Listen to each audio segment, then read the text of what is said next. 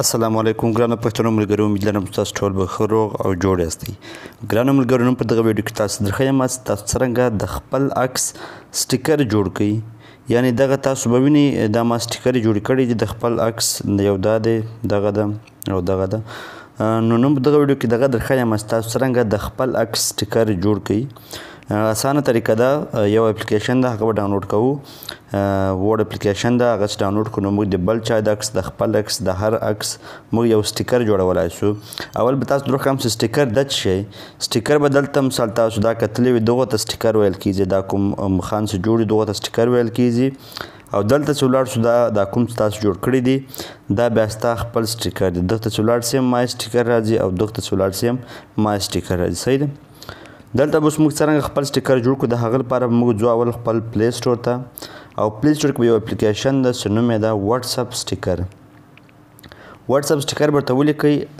د هغه بعد په اول نمبر یو اپلیکیشن راواړئ، WA سټیکر ایپ میکر. صحیح ده.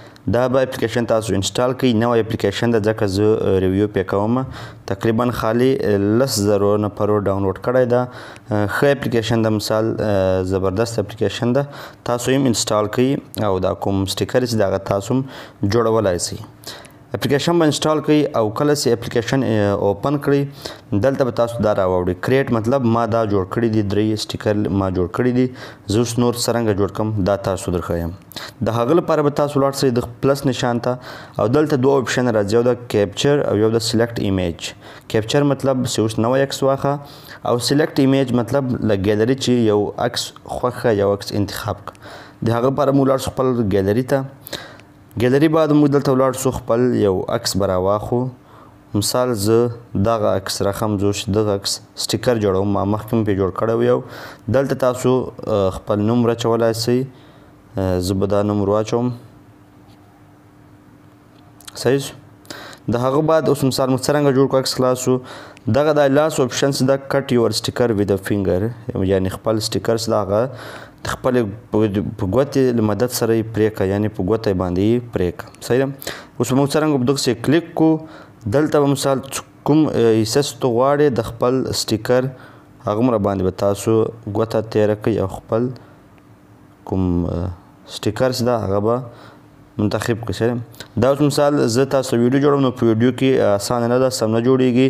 چې تاسو یې په خپله استعمال کړئ نو په اساني سره یې تاسو جوړولی سئ او سم ښایسته سټیکر جوړولی سئ په اساني سره ښه په سوکه باندې. زه اوس دلته ویډیو جوړوم ځکه لیک خوري، نو تاسو په اساني سره د رقم سټیکر جوړولی سئ. او د هغه بعد په سیف باندې کلیک کړئ.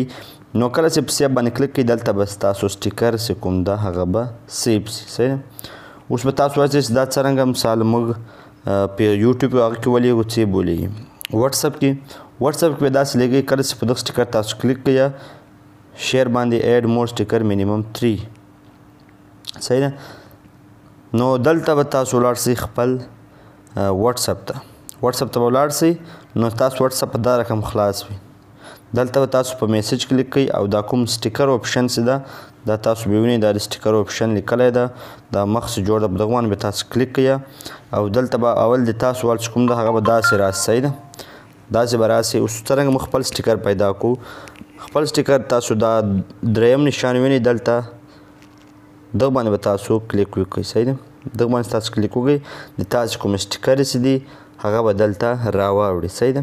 نو ګرانو ملګرو دا یو وورډ اپلیکیشن ده چې ما تاسو ته دروښو. زه به دا تاسو ته وګورم، دا د ما ټکنیکل افضل ګروپ ته ور به زه دا سټیکر ولېږم او په 6 بجې 10 منټه سټیکر ولاړو. صحیح ده. په دغه طریقه سره موږ خپل سټیکر جوړولی شو د خپل عکس او نورو خلکو ته یې لیږلی شو. نو ګرانو ملګرو کوم ویډیو خوښېږي ویډیو لایک کړئ او کوم چینل سبسکرایب کړئ نه.